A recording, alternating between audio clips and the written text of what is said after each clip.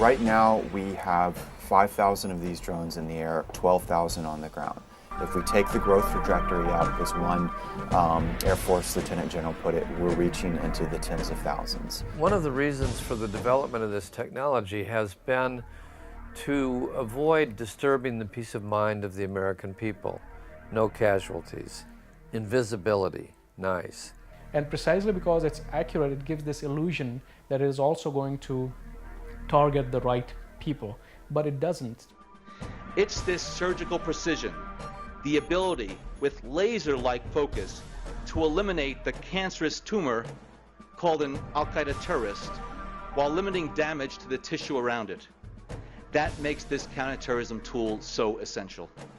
As of March 2011, the U.S. Air Force had 48 Predator and Reaper combat air patrols, flying both in Iraq and Afghanistan. That compares with only 18 in 2007. As of March 2011, the Air Force was training more pilots for these unmanned aircraft than for any other single weapon system. Why is it increased dramatically? Because the technology has evolved and developed to the point where it's able to be used at a large level and a large scale by not just special forces anymore, but by regularly trained Marines and soldiers. So we're not just talking the big UAVs that are flown out of Las Vegas. We're talking hand-launched UAVs that are launched from the backs of Humvees in Afghanistan by corporals in the Marine Corps. So that's how they've evolved. It's technology. It's like saying cell phone use has increased over the last 10 years. Why is that? Well, because technology has increased, they become cheaper, they become easier to use, and the ubiquity of them has just, it's there now. There are over 60 bases across the globe which are engaging in drone warfare. Here in the United States, according to a U.S. Air Force report, there are, I would say, close to 100 bases in the United States which are engaging in drone warfare missions. At one point, we had seen Creech Air Force Base, just outside of Las Vegas, Nevada, being the epicenter of drone missions. That has since changed with the expansion of unmanned aerial vehicles in the United States. U.S. drones are currently deployed in the skies of over 14 different countries, some for surveillance and others for attacking ground targets. The area of Pakistan bordering Afghanistan, known as Waziristan, is the locus of much of the drone operations. And it is in Pakistan that the use of this weapon has inflamed the population, posing a serious problem for U.S. policymakers. This group of Pakistani protesters is shouting, "Shame on America." Their demonstration comes after a late-night drone attack killed 4 militants in the country's northwest tribal region. So until 2006, there had been rather quiet in Afghanistan. Things had been quiet, but the US had failed to establish any kind of a working system, NATO and the US. So people over there, they needed some kind of basic justice, basic administration. So there was an absence of any kind of government. So they started seeking alternatives, and the alternative was being provided by the Taliban, who were there, who had a much more efficient, you can say, system of justice. They were able to deliver in a short period of time, and secondly, it was also available to everyone as opposed to the central government, whose justice was mostly available to those who had means. So what happens is that a shadow government started being established, but the shadow government had its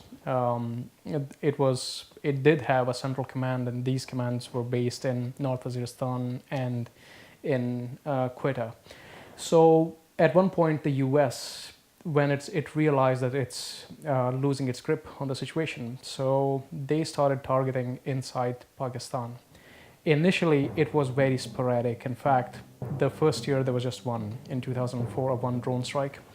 And it was considered so embarrassing by the Pakistani government that they admitted to having carried out the attack rather than let it be known that their sovereignty had been breached. And next year again, there were very few, 2006, 2007, very few drone attacks. The spike came early in 2008, and it came in response to the US presidential campaign, during which Barack Obama was attacking George Bush as being too soft in Afghanistan. And in order to take the heat off himself, Bush escalated the drones program. Nevertheless, there was still, it was kept within limits, and also there was another barrier too, which was, which I shouldn't say a barrier, but nevertheless, as long as Pervez Musharraf, the Pakistani military leader, was still in power, so he maintained some degree of a check on how much the US could do. As soon as he stepped down, so suddenly there was this immense spike in the number of drone attacks. So until then there had been about 17, and since then there have been more than 240. So what happened is that as soon as Musharraf steps down in August 2008, there is an intense escalation of the drone attacks.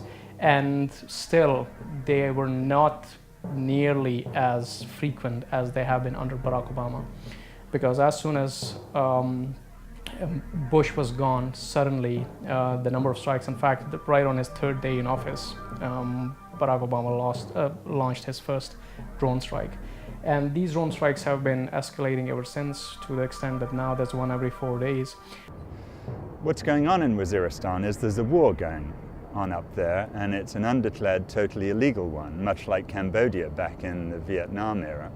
And the CIA, while they won't admit it publicly, are flying drones over people's heads all day long, and then unleashing Hellfire missiles at them at $60,000 a pop. These things fire down and create awful carnage below. What this is doing to the people of Waziristan is terrorizing everybody, friend and foe alike, and there are a lot more people there who should be our friends than there are people who are our enemies.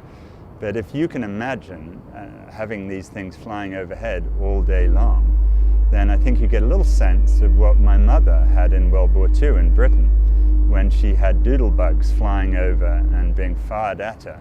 And she speaks to me today, she's 84 years old, she still tells me of the terror of those things, and I'm afraid that's what we're doing in Waziristan right now. There is, of course, no such thing as a perfect weapon, and remotely piloted aircraft are no exception. As the President and others have acknowledged, there have indeed been instances when, despite the extraordinary precautions we take, civilians have been accidentally killed or worse, have been accidentally injured or worse, killed in these strikes. It is exceedingly rare, but it has happened. When it does, it pains us, and we regret it deeply, as we do any time innocents are killed in war. In order to find their targets, the US initially relied on human intelligence. They would have informers on the ground, and it was as unreliable as it is. It was still better than what they have been doing since then. Because now what they do is that they have drones which just hover over the region for some time. They use something called pattern of life intelligence. So let's say that they see somebody, they have bombed a compound. I shouldn't use the word compound because that is what they call homes. So they have bombed a home of what they suspect to be a militant. Now what they do is that the drone hovers over it, and it watches who comes to rescue, and whoever comes there, or whoever comes to for assistance. So then they start monitoring them, then they start following them around, and then they chase them back to their homes. They look at who they are meeting. So essentially, without actually knowing anything about them, hovering over the air, so they try to determine who might be a militant, and then they kill them, then they bomb them.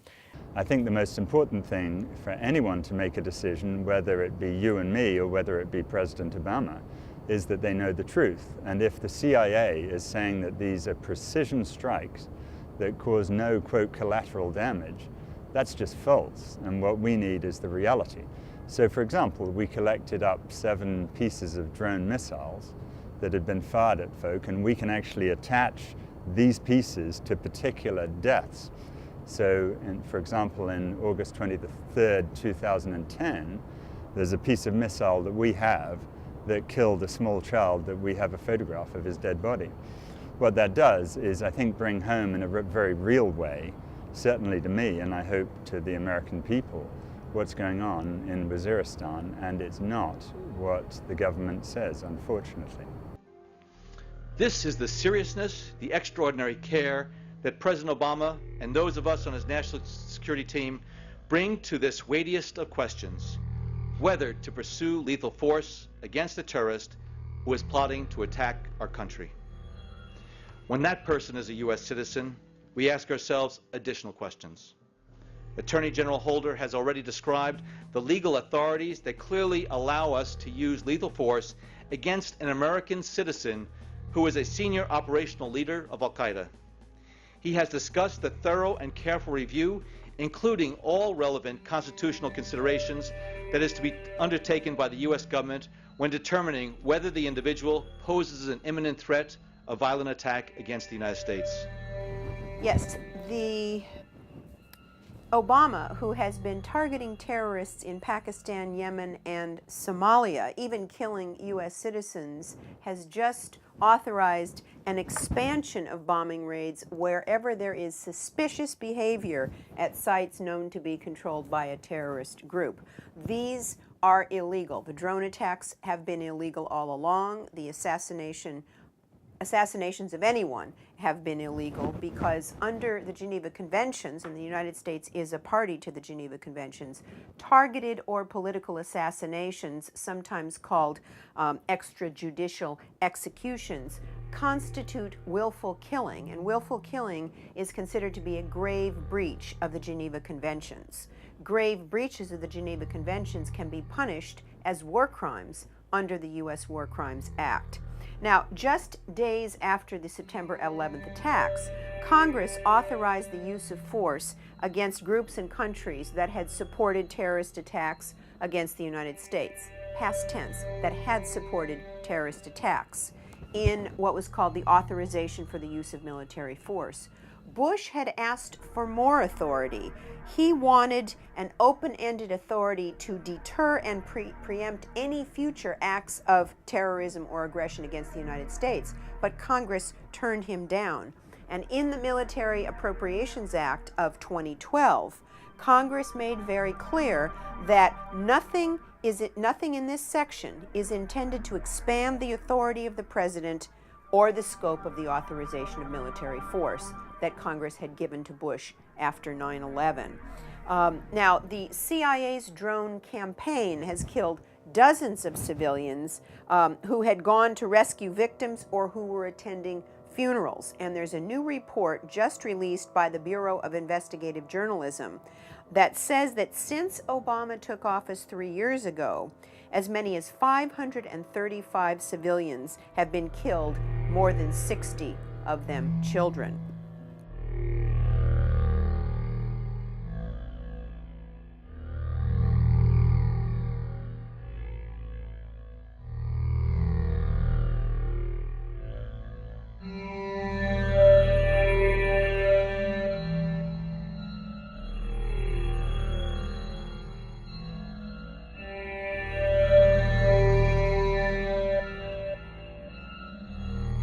At least 50 civilians were killed in follow-up strikes when they had gone to help victims.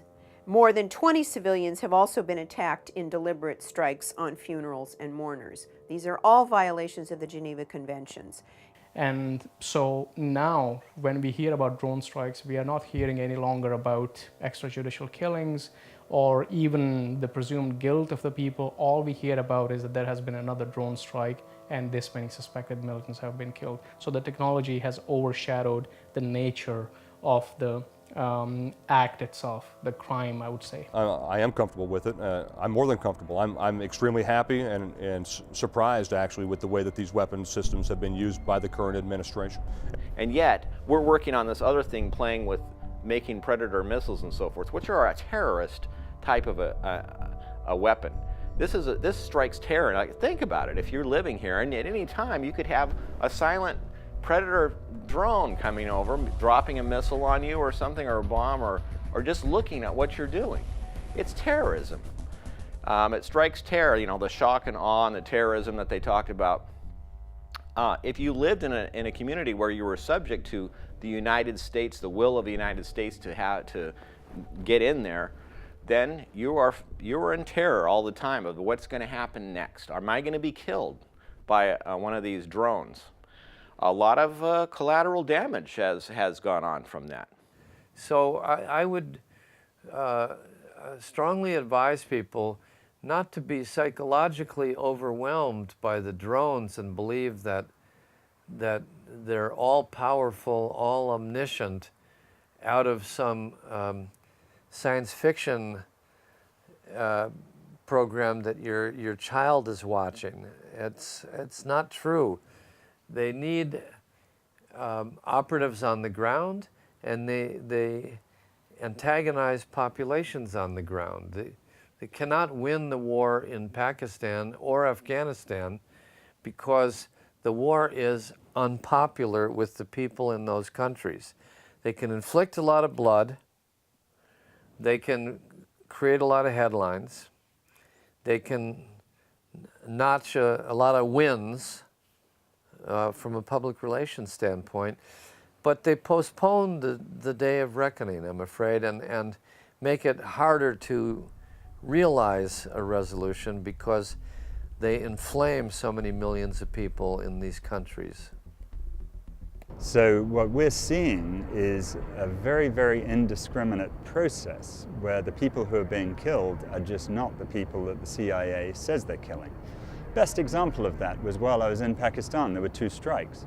The first one, the CIA said, killed 6 militants. Well, it didn't. It killed 4 chromite miners, and they were just wrong. The second one was far more personal for me, and frankly has turned this from a legal human rights issue into something that I see very personally. One of the children who came to the meeting we had in Islamabad was a kid called Tariq Aziz, who was 16 years old. Now, 3 days after I met him personally, he was hit by a CIA missile that killed him and his 12-year-old cousin Wahid. These people were no more terrorists than my grandmother, and yet the CIA announced to the world that 4 militants had been killed. It wasn't 4 militants, it was 2 children. And there's only one way that could have happened, and that's because one of our informants, one of the people we pay in Pakistan, attached a GPS tracker to their car and then announced to their paymasters that these guys were terrorists, and it's just not true. And what we're seeing here, unfortunately, is what happens when you hand out money in a country where there isn't much money. People in that part of Pakistan would sell their own parents for the sort of money the CIA is paying, and unfortunately, the CIA is naive enough to think that this is genuine intelligence, and the consequences are tragic.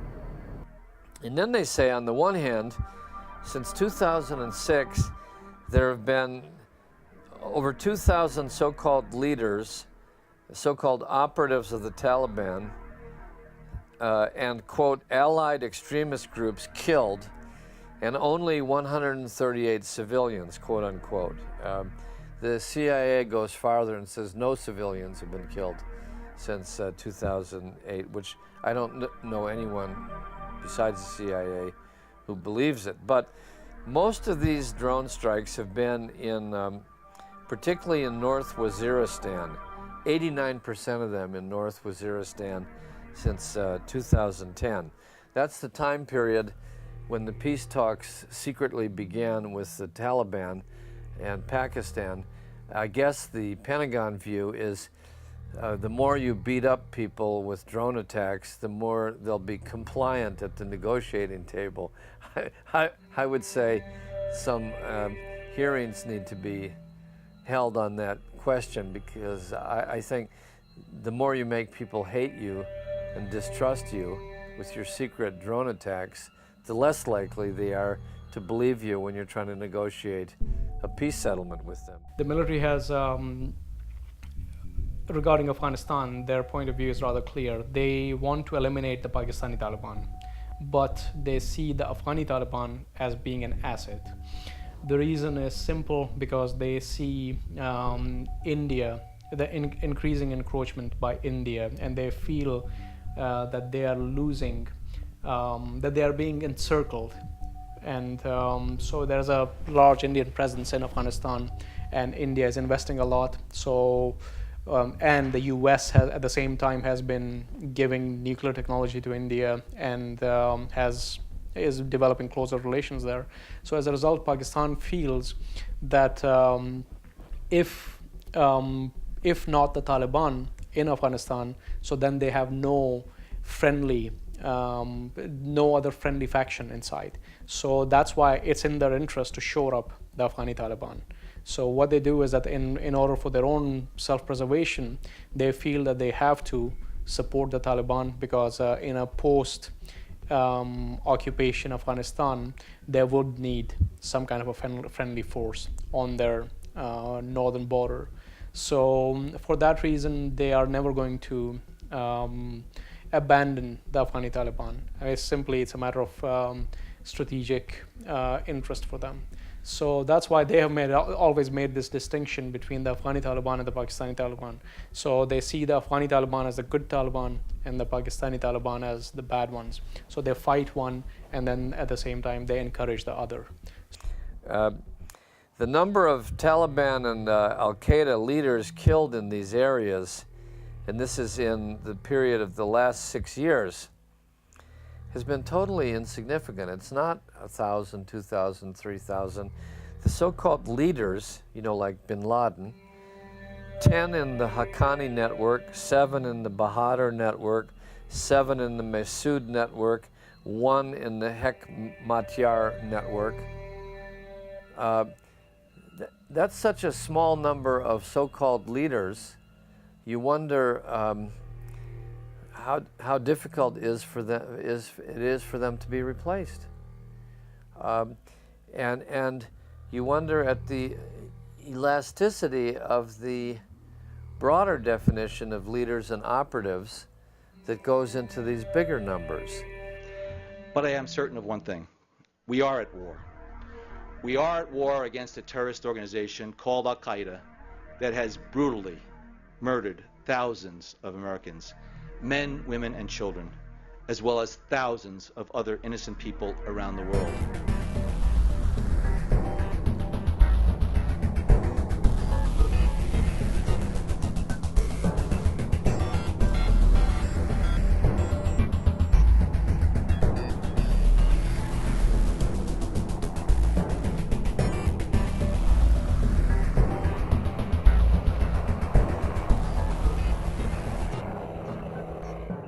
The fact of the matter is, it's hard to imagine any war being won without a presence on the ground.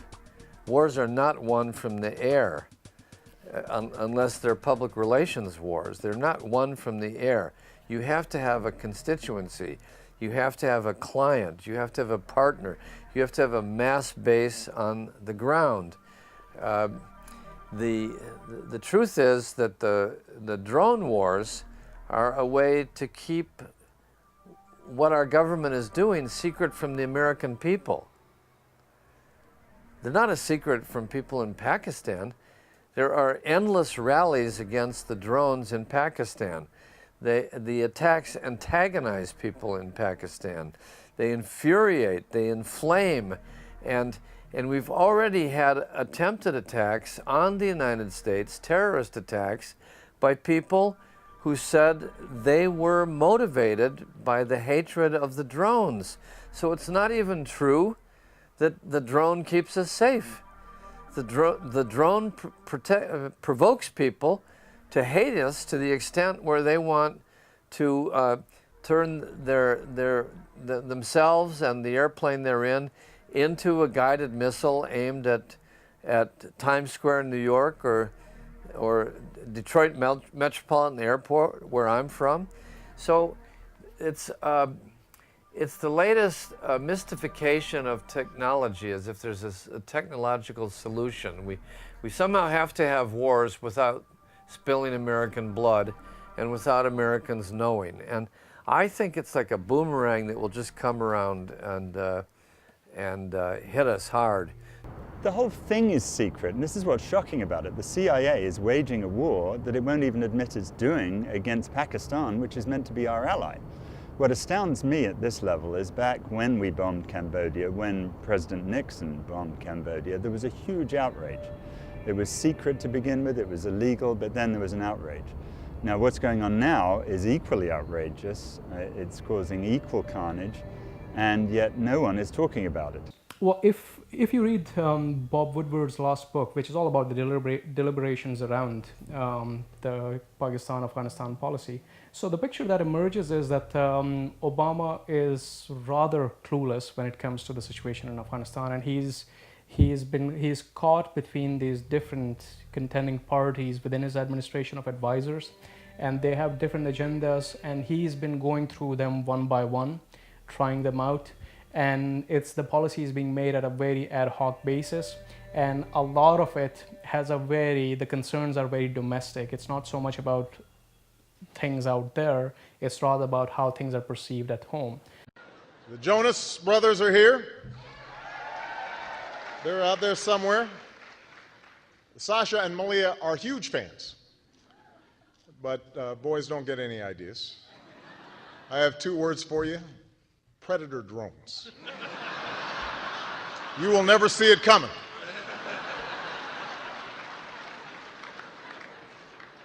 You think I'm joking? Thank you, Mr. Chairman. Do any of you know how much training the drone operators receive in international law and these sort of issues? I quote Bill Banks as saying none. I think Professor O'Connell's referring to a conversation we had about the known training of CIA personnel in that regard. And that's true, although I've read recently that there may be some, but I have no inside information.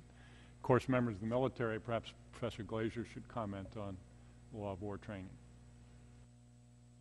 Well, I can't speak at all to what the CIA folks are getting, but I'd also note that in the it sounds sort of an odd thing to say, perhaps, but the reality is that the U.S. military has always sort of emphasized law of war compliance among the practitioners, sort of in the form of giving them sort of clear rules to follow. So the reality is that there are many situations which American service personnel may not even know that they've had law of war training because they're given sort of specific rules to follow in carrying out armed conflict, often in the form of pocket cards, which reflect a combination of rules from the law of war as well as policy judgments that the United States military hierarchy and civilian leadership has made in terms of how they want a particular conflict covered.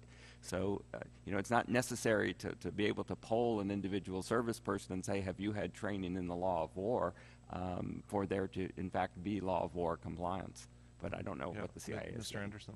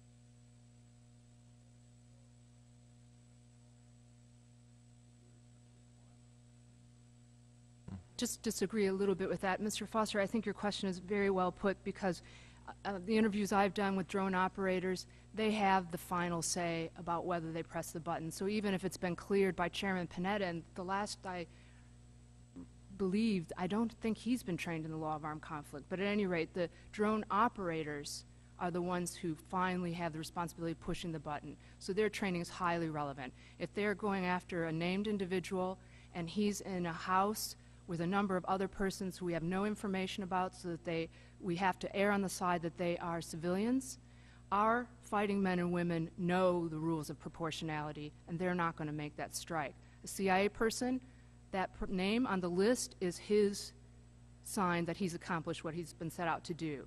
And that's a very different calculation for the strike.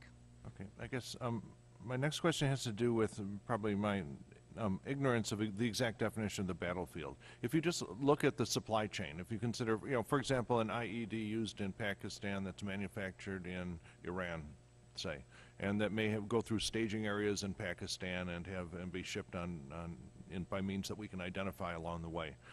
How far back in the supply chain can you go before you leave the battlefield?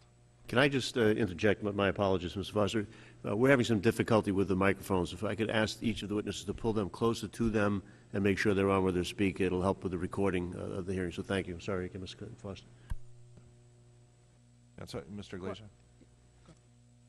Well, again, I respectfully disagree with Professor O'Connell that the law of war provides a definition of the term battlefield. The law of war provides a definition of military object. And a military object is something that by its purpose or use creates a military advantage. An IED, therefore, is clearly a military object. The issue then about how far back in the logistics chain that we can attack it, I think then becomes a matter governed by sort of broader rules of law, because we are not in an armed conflict with Iran, and there's nothing that makes it a crime for a nation to engage in the production of war materials and sell them to other countries. In fact, even during World War II, Switzerland provided war materials to other countries, and that was not a violation of any law. Switzerland was a neutral power and was not a legitimate object of attack. So where the IED becomes a legitimate or lawful object of attack becomes where it either comes into the hands of terrorists in a country or location where it's legal to attack them, or arguably where it comes into their possession in a neutral country, and that neutral country is allowing its territory to be used by that group to the detriment of the country that's at war. So if we are in a war with Al-Qaeda, when Al-Qaeda comes into possession of a weapon, and if it is in a country which is not taking steps to prevent them from using their territory to our detriment, that I think is where we draw the line and where an attack becomes lawful. I have a different view of the matter. First, I think it's important that the current law is what we have in our minds. So 1949 is the Geneva Conventions, 1945 is the United Nations Charter. These are the dates that we should be working from. There's been a lot of confusion about the right to use drones in Pakistan because of events in Pakistan having an impact on our battles in Afghanistan. And I think this is where some people who even understand that there's no such thing as a worldwide war against terrorists do have some confusion about why we aren't in a war in Pakistan as well as Afghanistan. But that sovereign boundary between Pakistan and Afghanistan is highly significant. It's highly significant for our efforts to help support a stable and effective Pakistan, which is ultimately going to be our protection from terrorism and lawlessness in Pakistan. And respecting that border is essential. Yes, there is some cross-border activity. There are people hiding. There are some munitions going across the border. But international law, a series of cases from the International Court of Justice, makes it clear in that situation, Afghanistan, with our help, has to protect from that kind of low-level activity at the border. It can't make strikes into Pakistan against those kinds of activities. That's clearly unlawful. And I would just use an analogy. Think about the way the United States would feel. We have a lot of lawlessness on our border with Mexico. Mexico is justifiably unhappy that we're not able to restrain narco-terrorists from getting across the border, bringing weapons in, bringing persons back and forth. And they have made complaints to us, and they have told us to stop these criminals from getting across the border. Should we allow their police to use, or their military to use, combat drones to strike at hotels or places in Arizona where the Mexican military thinks that some of these people are hiding? Absolutely not. We will, if Mexico asks us, and of course we are making an effort, as Pakistan is, and we will help Mexico even more, but we expect Mexico to do the main job of defense at their border. And that's what we have to expect Afghanistan to do too. One thing that I omitted from my statement is that there is, though, an imminence requirement for a strike in a neutral territory. So in other words, where I said that we could potentially strike at an IED in the possession of al-Qaeda in a neutral territory, there does also, though, have to be an imminent nature to the threat. So if it was simply in a warehouse or being stockpiled or wasn't going to be used against us in the near term, then we don't have a right to strike in neutral territory. But I do think that the right is perhaps a little bit more extensive than Professor O'Connell presents it. Thank you. Mr. Duncan, you're recognized for 5 minutes, or thereabouts. Well, thank you, Mr. Chairman. I don't think I need 5 minutes, but I do have some concerns about this. I certainly have no sympathy for any terrorist or anybody who is attempting to kill Americans, but I do have some concerns when I read in the, as I do in the committee briefing, that the number of drones has been increased in the Defense Department from 167 in 2002 to over 6,000 today. Or I guess it says in 2008, maybe there's more than 6,000 now, and unfortunately I couldn't come and hear your testimony, but a few months ago I read an interview in the Washington Times which said where the top United Nations anti-terrorism official said that al-Qaeda now had so few members that it was quote, having trouble maintaining credibility. Those were his words. And I remember reading an earlier column by the conservative columnist Walter Williams, who said that the threats from al-Qaeda had been so exaggerated that al-Qaeda had, I think, fewer than 3,000 members at that time, and this was 2 or 3 years ago, I guess, and had no money and was made up mainly of high school dropouts who were living at home with their parents. And I saw another report after that that said it had fewer than 1,700 members, and of course all that was well before this interview by this United Nations official. And what I'm concerned about, I've long thought, I mean, we've been in Afghanistan 9 years, and in Iraq, and I've long thought that that the threat that's there has been greatly exaggerated, and I'm afraid that much of this is being done because of money and power. And when I see us increasing the number of these drones to many thousands, I'm very concerned that we're going to start seeing more instances of innocent civilians being killed or mistakes being made, and that's the concern that I have more than anything else. And I just thought I'd add that to the hearing here this morning. Thank you, Mr. Chairman. Thank you, Mr. Duncan. Mr. Welch, you're recognized for 5 minutes. Thank you. The first observation is every time I listen to Mr. Duncan, it makes more and more sense. Thank you. Thank you very much for being here. Just a few questions. In the last month, there have been several news reports, of course, you've referred to this, I think, that American citizen has been added to the target list. Just go down the line quickly if you can. I don't have much time. But can the U.S., in your opinion, legally target an American citizen? Yes.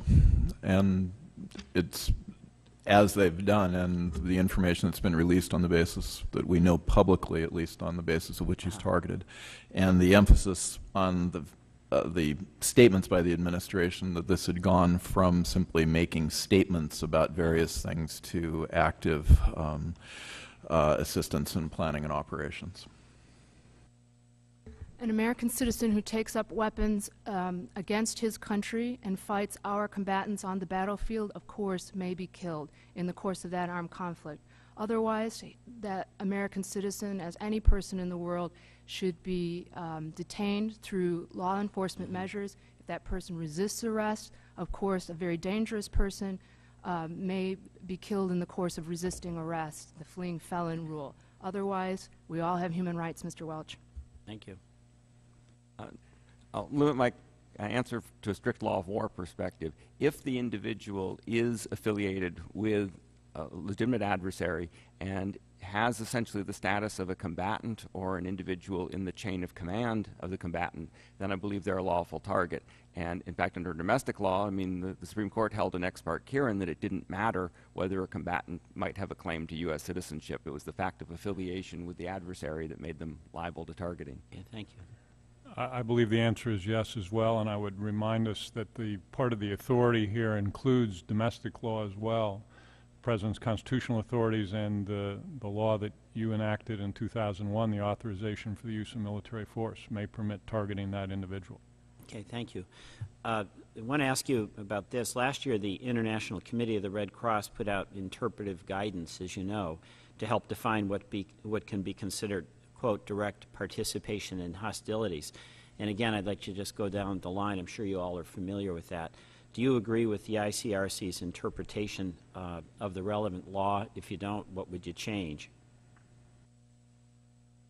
Most of what's in the interpretive guidance is fine, but there is a number of provisions in there that I think are completely over the edge, in fact, and I'm very surprised that the ICRC would put them out, given the fact that they could not command the majority of their own experts in that regard. Those primarily go to the question of part-time combatancy or civilians who take some part in hostilities and the question of where you draw those lines, but I think that the way that the ICRC has drawn them is really quite unacceptable. Mm-hmm. Thank you.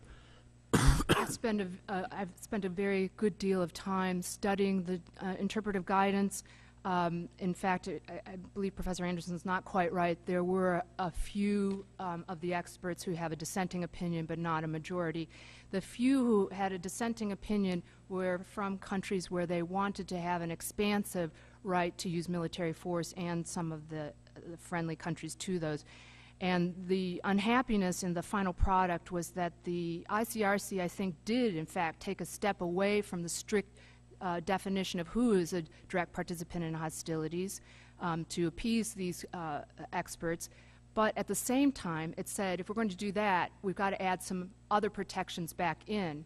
And so it actually raised the requirement of necessity for any killing. Mm-hmm. I think, on balance, taken together, those two elements, a looser definition of who is a potential target, but a higher and more restrictive right of when you may actually kill, is a balanced outcome in the end. If you're going to change the law, I think that's the only way you could do it. I think by now, because the ICRC is so influential, this is now becoming the standard. I think in the end, we're going to be happy with it, but it's certainly been a difficult development process. Thank you. Thank you.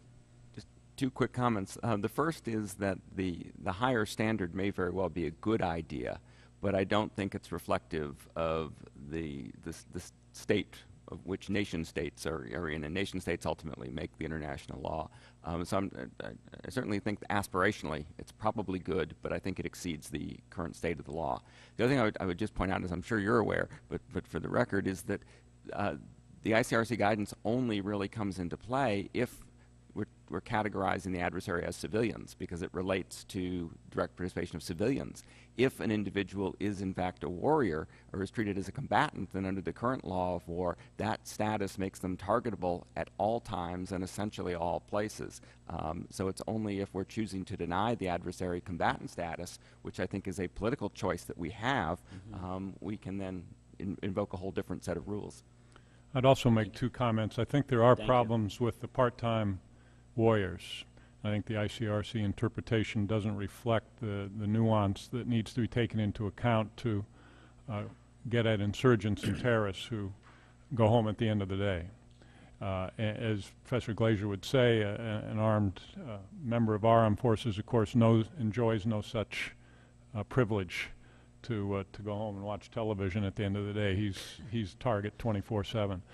Second comment is, of course, is that this, as I've said before today, this paradigm of the laws of armed conflict is only one of the spheres of authority that must be taken into account in Right. deciding who may be reached as a target. Thank you. Could I just add briefly that, in fact, the interpretive guidance understands the point Professor Glaser was making, that it would be unfair to regular combatants if they were held to, if they didn't have the same necessity protection that direct participants have, non-traditional or unlawful combatants, and so they've actually added the necessity requirement even to regular combatants. And I think it's only fair that our serving men and women in uniform get as much protection as somebody who's an unlawful combatant or a direct participant in hostilities without the right to do so. So I think that's probably, in the end, we would all agree is a good thing. And I think it also goes to the point that I've been trying to make, that the world does not accept everywhere you go is a battlefield because of the person who's there. Internationally, we're coming to this understanding that killing really should be in situations of necessity, and that's not all of these places everywhere in the world. It's certainly not here in the United States, Germany, England, etc. Thank you, Mr. Chairman. Thank you for your questions on that. Mr. Quigley. Thank you, Mr. Chairman.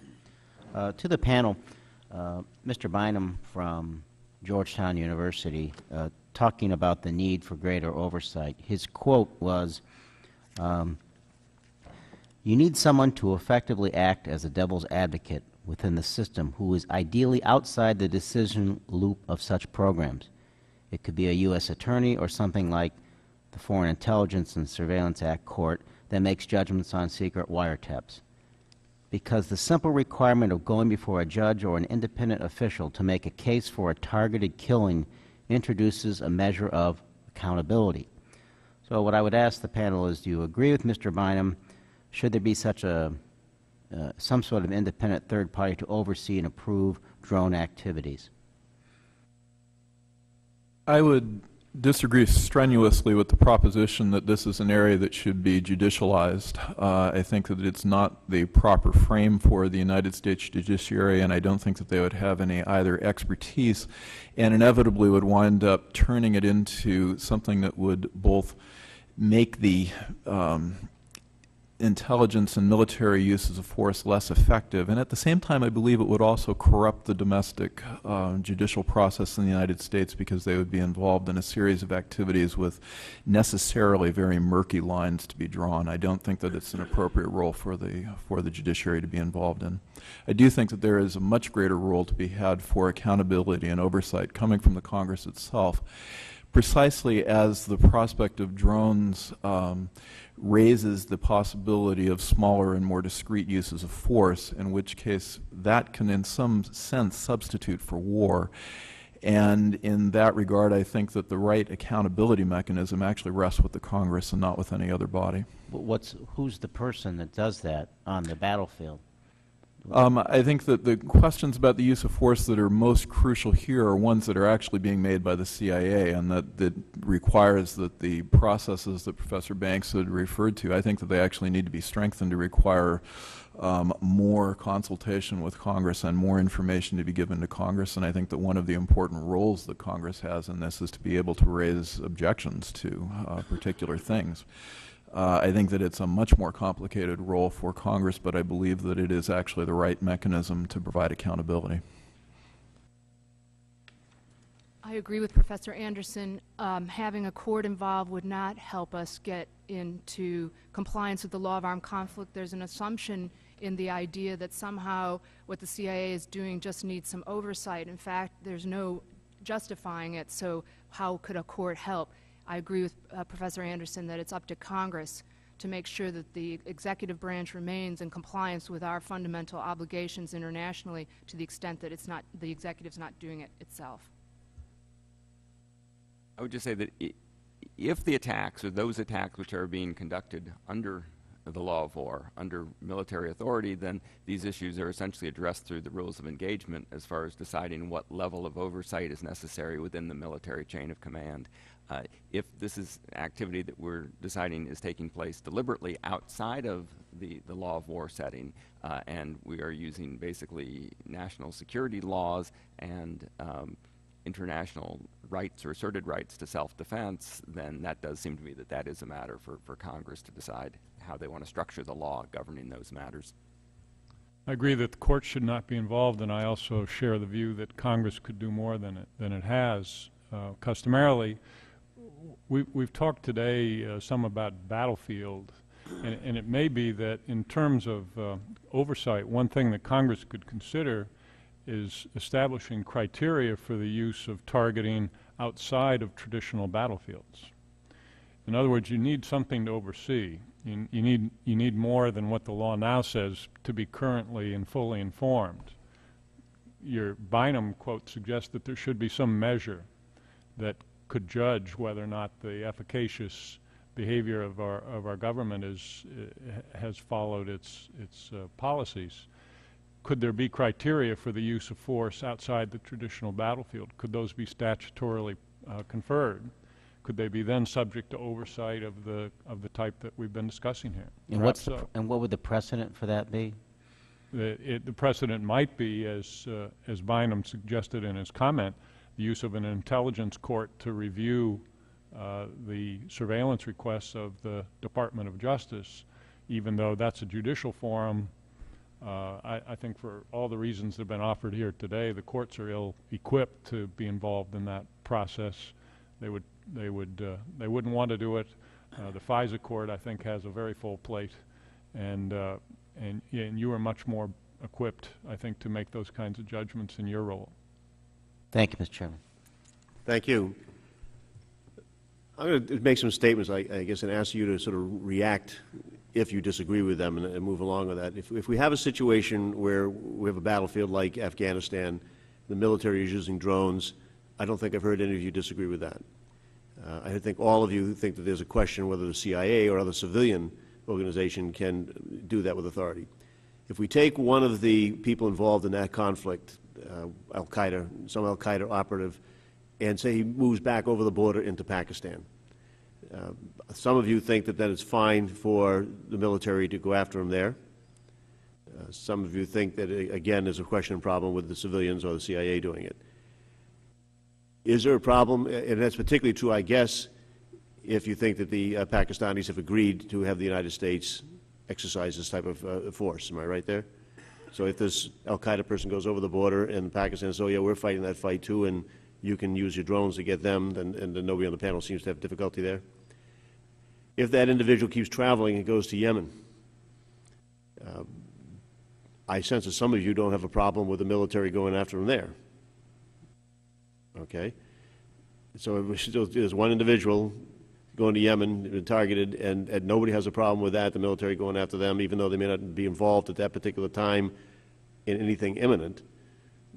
Okay, oh yeah, jump, that's what I was thinking. So I'm just going to keep moving this unless somebody jumps in on me here. No, yeah, Chairman, when you said there's only one person, it makes it sound as if it's a majority vote and we're the Supreme Court and we get to decide whether killing that person in Yemen is lawful or not. I am speaking, I'm really trying to be, this is not my personal opinion. No, it's the law. I want you to interpret the law. This is what international law says, and the authorities that I'm speaking of are the United Nations Rapporteur on Extradition. I think we all understand it. Nobody's wanting to pin this on you. We're asking you as professors and legal scholars to tell us what the law of the land is out there. I want to stand here with many, many others who agree with me, even though the three who have been called today don't share that view. Okay. Well, I would like to speak for myself, I think, rather than have someone else decide what my views are on this.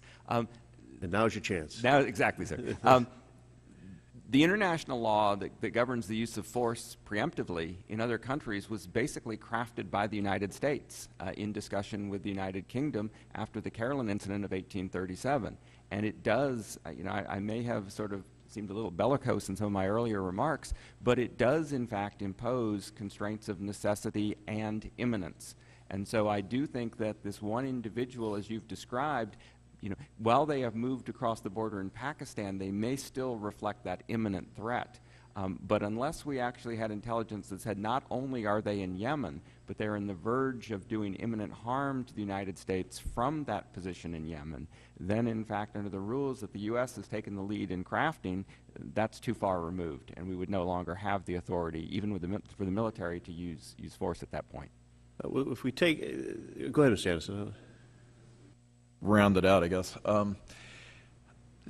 I think one of the things we have to keep very much in mind here is that the United States has long had a policy and has declared it as its legal view, and it's reiterated in Harold Koh's statement as the considered view, that where a country is unable or unwilling to prevent its territory from being used as safe haven for transnational terrorists, and this goes back decades and decades and decades, the U.S. view is that, yes, there are imminence requirements, and yes, there are Caroline requirements, and yes, there's numbers of other considerations, but important as sovereignty and territorial integrity are, the United States regards it as lawful to be able to go and strike those persons where a country is unable or unwilling to control its territory. So an individual like Al-Awlaki, if somebody were to take it and go after him, are they using the combatant theory or the self-defense theory?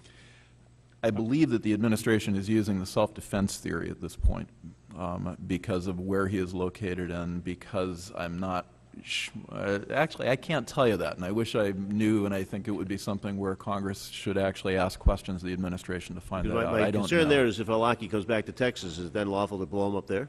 No. The territorial United States is a very, very different proposition from Yemen or any other place.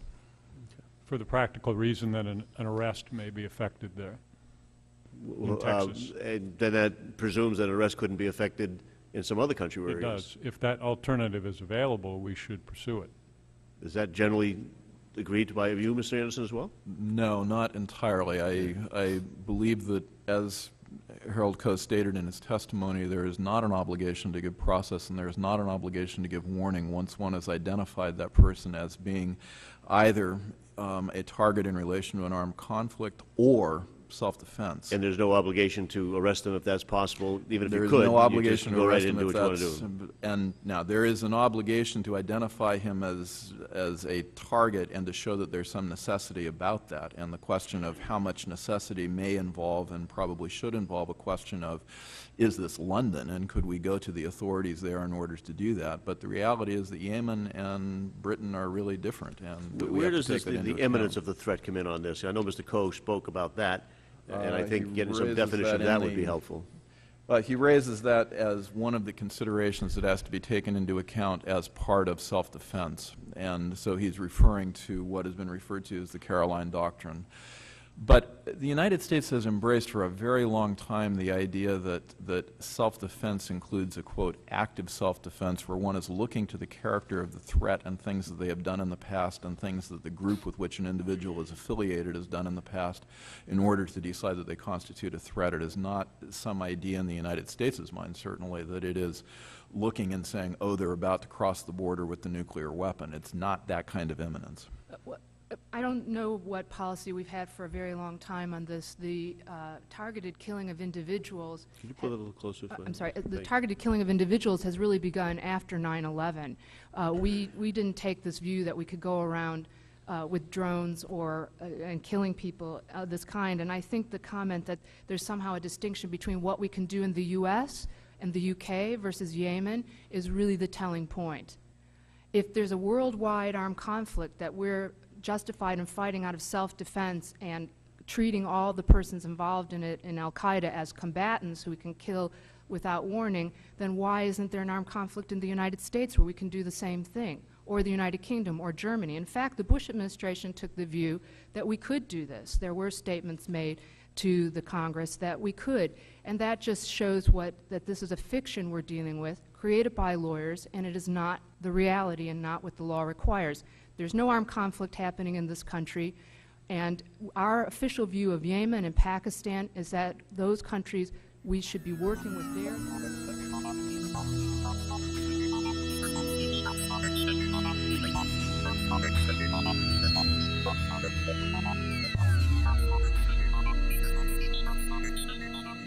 Like I was digging around and found these research papers that they were doing in America, and they had this program called The Ethical Governor, which I found quite interesting. I mean, I thought the title was great, and it's just the fallacies involved. How actually could you have a code of ethics that governed machines that are basic purposes to kill people and destroy property and infrastructure. I mean, they are all called Reapers, Avengers, Predators. They don't have these names for nothing. So, even though they're always promoted as being great sort of life-saving, labor-saving devices. So it keeps our people out of harm's way. So yeah, it's like sort of ethical foreign policies, which was something that they tried to introduce. So in order to ensure that our counterterrorism operations involving the use of lethal force are legal, ethical, and wise, President Obama has demanded that we hold ourselves to the highest possible standards and processes. This reflects his approach to broader questions regarding the use of force. In his speech in Oslo accepting the Nobel Peace Prize, the President said that all nations, strong and weak alike, must adhere to standards that govern the use of force. And he added, "Where force is necessary, we have a moral and strategic interest in binding ourselves to certain rules of conflict. And even as we confront a vicious adversary that abides by no rules, I believe the United States of America must remain a standard bearer in the conduct of war. That is what makes us different from those whom we fight. That is a source of our strength."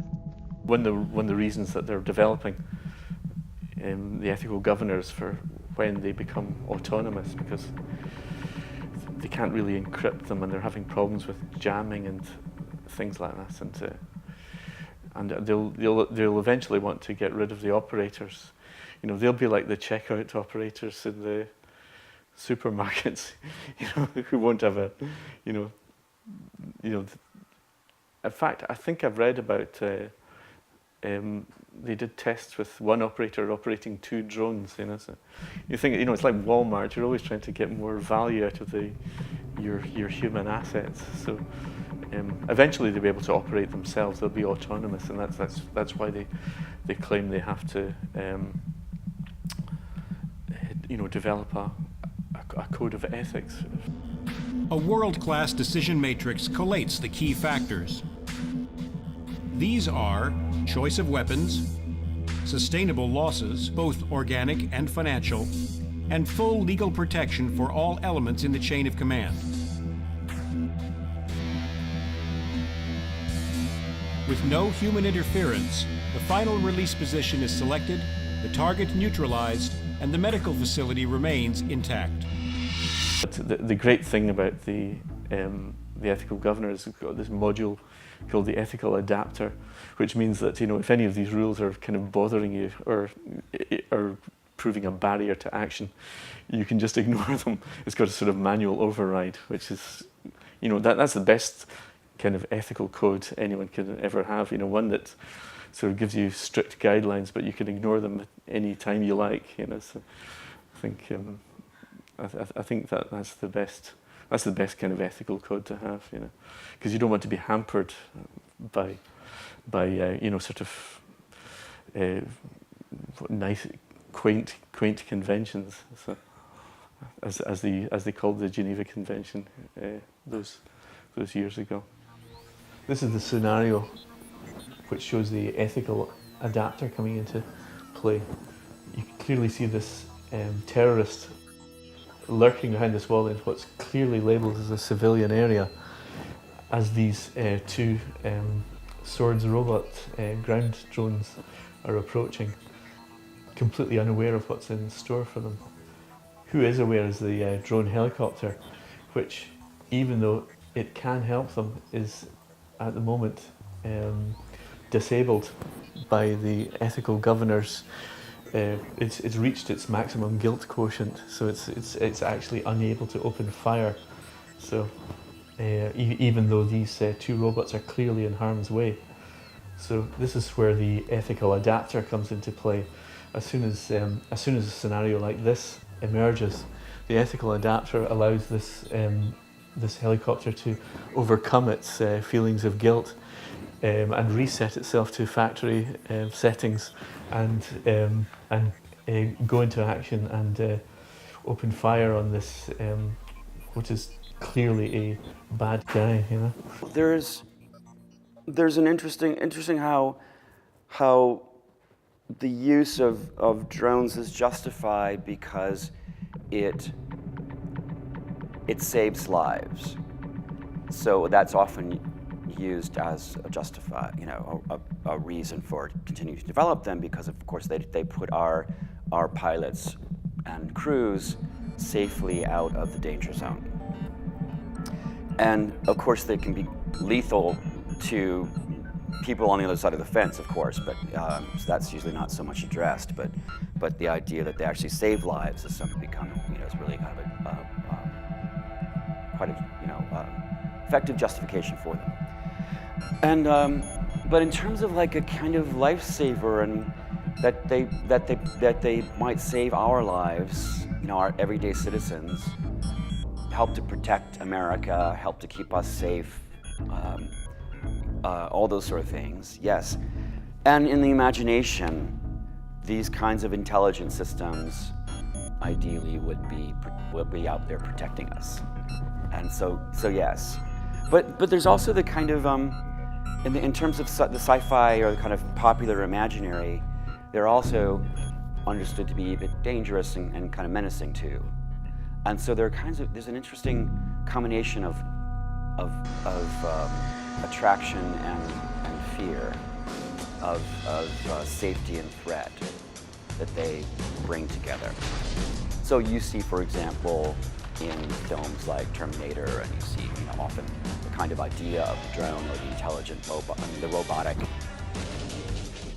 agent of warfare gone awry, unleashed, and maybe even turning against the people who created it. So I actually went around and interviewed all these various robotic scientists and said, is this something that is a possibility? Let's take this seriously. And there were basically three answers. One was, no, that's silly, it'll not happen. These are systems, for example, that don't have a survival instinct. And in all of science fiction, the story is always that the machine gets scared and lashes out at the humans first. Well, guess what? We're building these machines specifically to die in war, so why would they care? The second answer is, don't worry about it. The software, will probably crash right at the moment that they're, deciding to revolt. They'll try and load a MS Word document and boom, just like what's happening to all of us.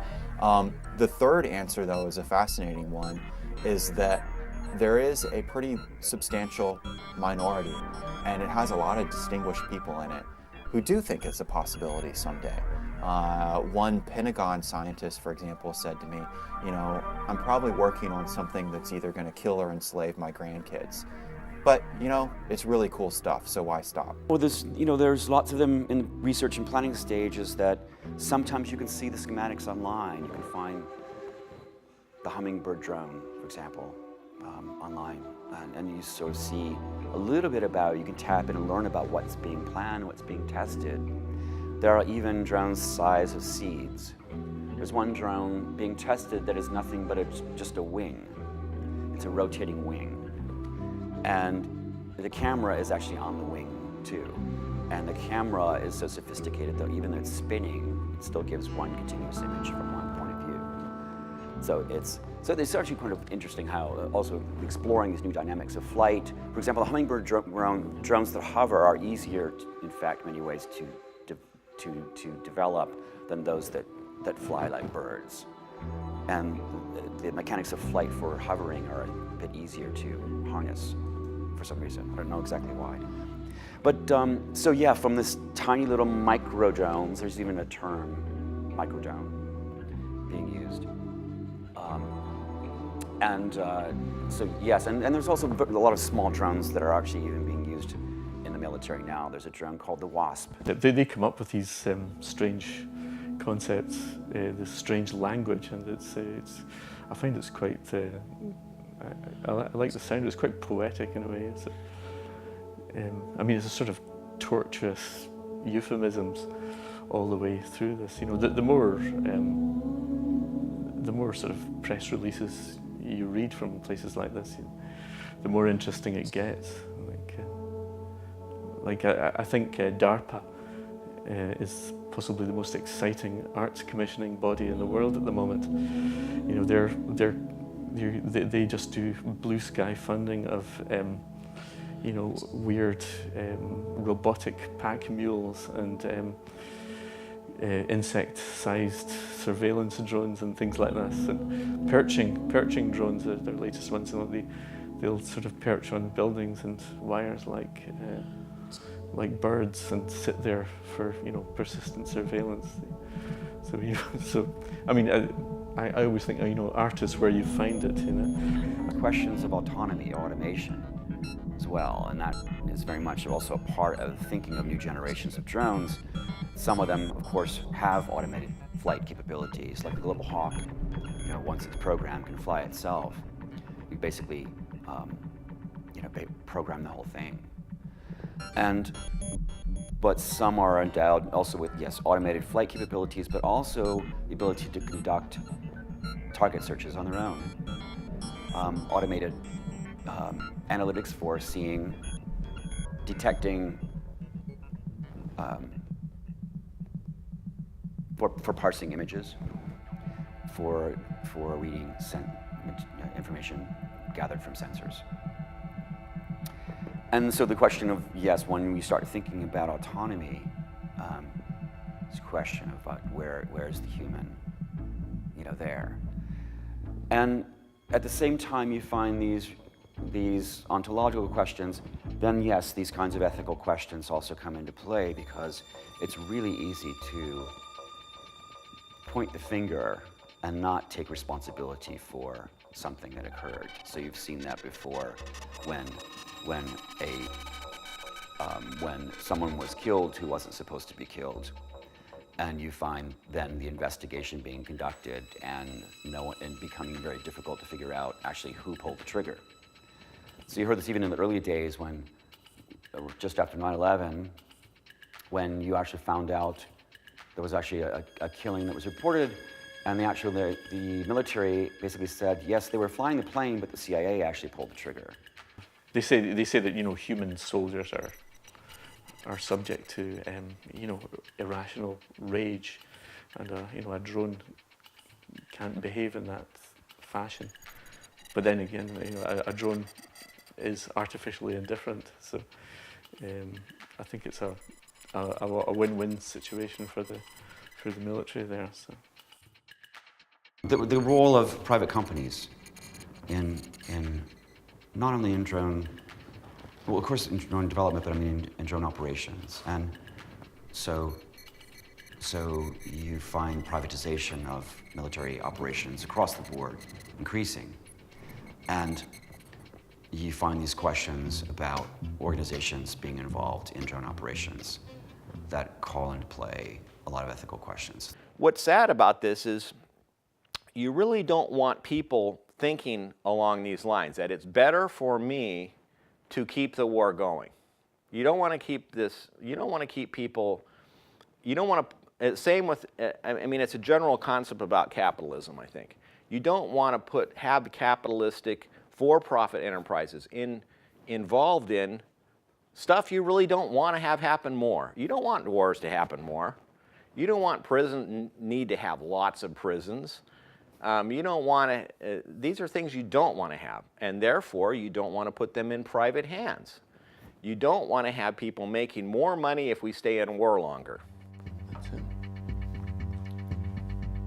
Yeah, I'm interested in what I call the drone economy, like this complete eradication of the human from the transaction space.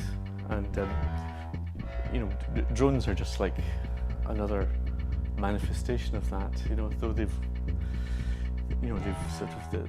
accelerated. You know, their appearance on the scene has accelerated dramatically recently. But I mean, it's the same as it's a sort of outsourcing military action, and it's like any kind of revolution that does away with human labour. So I think that's an aspect of drones that are quite interesting. I mean, I think of we have drone supermarkets with, you know, these ones where you have to do all the work yourself. You have to scan. You have to scan the goods. There's no checkout people. Or there's one checkout people. There's one security person, one checkout person, and one shelf stacking person. You know, that's what I would say. That was a sort of a drone entity, a supermarket like that. I mean, there's very little for people to do now, apart from actually buy stuff and consume. But military sort of adventure can actually replace that. So you know, in terms of sort of getting rid of material production. So the drone attacks, there is something about it that it is far more accurate in terms of its targeting than previous technologies. But that is precisely what makes it so much more likelier to be used than, let's say, US is not going to send a B-52 in Pakistan right now, but it can send a drone. Now, on the specific issue that I work on, the drones did not succeed in Afghanistan. There's a lot of stuff out there that says they're succeeding in Pakistan. Yippee, isn't it great? We're hitting Pakistan. It's escalated with President Obama. But at the end of the day, you wonder, well, if they're so successful in using the higher number of drones, why is the war continuing?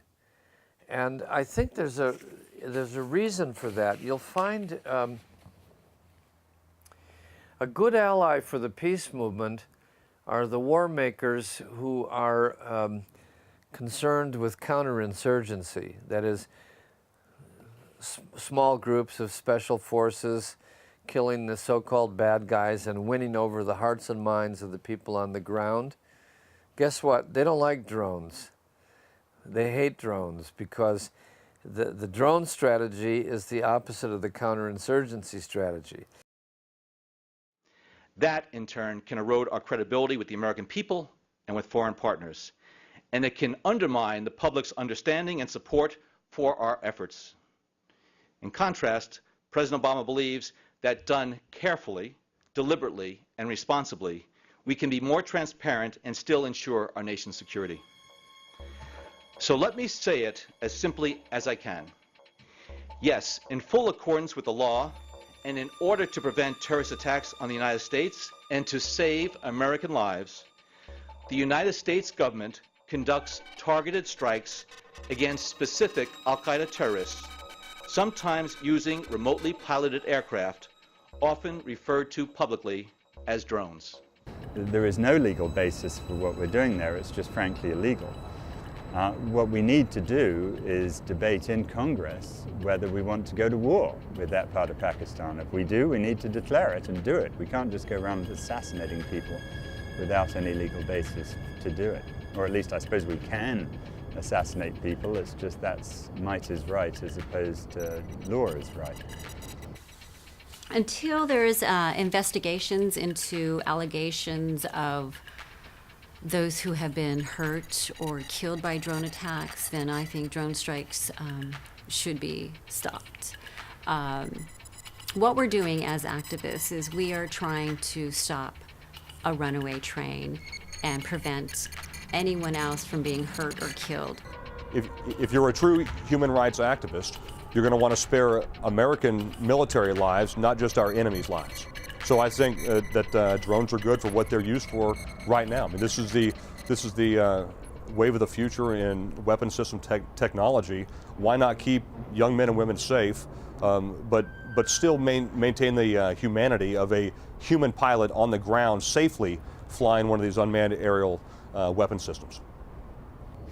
You know, I understand the military position in the sense that when we use drones, no Americans get killed, and thank goodness for that. I'm absolutely in favor of doing everything to preserve American life, and I hate to think of our military being sent into dangerous places and getting themselves killed. But what you've got to think about is what we're doing actually making us safer, or is this just the Obama administration's way of pretending to act tough while at the same time actually making our world a less safe place? And my experience in Pakistan teaches me clearly that what we're doing up there in Waziristan is making us less safe. It's aggravating everybody, and it's not solving any problem.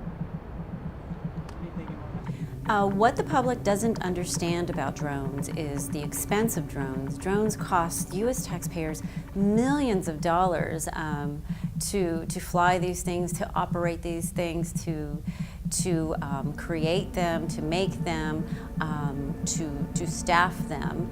And another thing that people don't quite understand about drones is how they are being used abroad. Here we're seeing drones being used by the U.S. Air Force as well as the CIA in military attacks. Military attacks which result in the deaths of innocent civilians, some being women and children. And also citizens don't quite understand that drones will eventually be used for surveillance in our airspace. Although these weapons are controversial, public opinion polls show that 80% approve of the use of drones. 80%, I don't think that most people even know what drones are. They hear about them. You know, they think, well, there's no one that's going to die on our side, and so maybe that's a good thing. The reality is people die on the other side, so is that now a bad thing? You know, it's the enemy. Usually it's not the enemy that's killed by these drones. Usually it's collateral damage of civilians. And it's a very scary thing to have, to be always threatened by drones flying over. They may kill your family. You may hear about a building being destroyed over here, over there, and are you next? If it was in someone else's hands, it would be terrorism. When it's in our hands, it's a good thing. All I can assume is that the American public no longer has a taste for the loss of life. I think the Vietnam War was a turning point in how the American public viewed wars. I think Iraq and Afghanistan were not very well received as wars. They were so-called preemptive wars, not wars of necessity in the opinion of many of our people.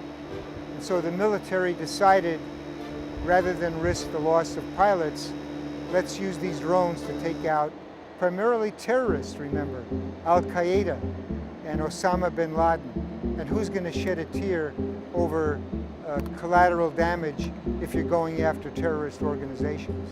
And so it became politically acceptable and acceptable by the American public to use them for that purpose. These things will all be used by everyone else.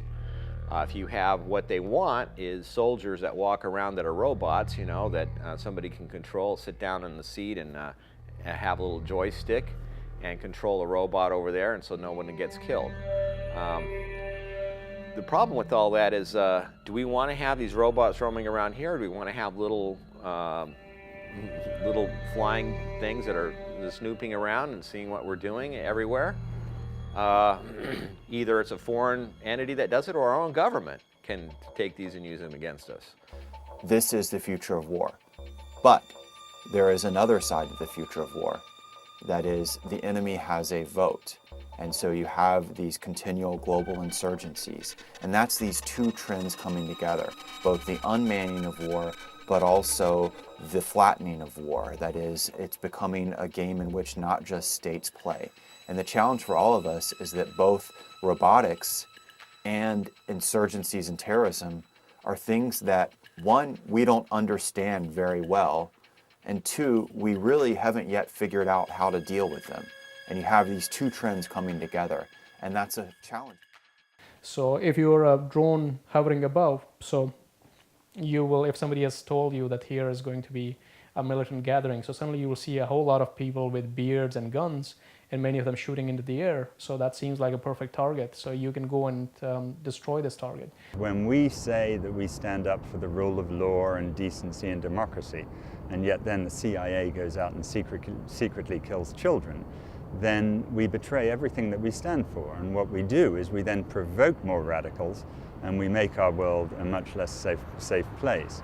So we've got to just stop doing this. We've got to have an open debate about what's happening, and then when we see the truth about what's happening, we've got to reconsider it very seriously and figure out better ways in which we can preserve our way of life. Even been What about the hundreds of innocent people we are killing with our drone strikes in Pakistan and in Yemen and Somalia? I speak out on behalf of those innocent victims. They deserve an apology from you, Mr. Brennan. Well, how many people are you willing to sacrifice? Why are you lying to the American people and not saying how many innocents have been killed? Thank you, ma'am, for expressing your views. There will be time for questions and answers after the presentation. In Pakistan, who is killed because he wanted to document the drone strikes. I speak out on behalf of Abdul Rahman al-Awaki, 16-year-old born in Denver, killed in Yemen just because his father was someone we don't like. I speak out on behalf of the Constitution, on behalf of the rule of law. I love the rule of law. I love my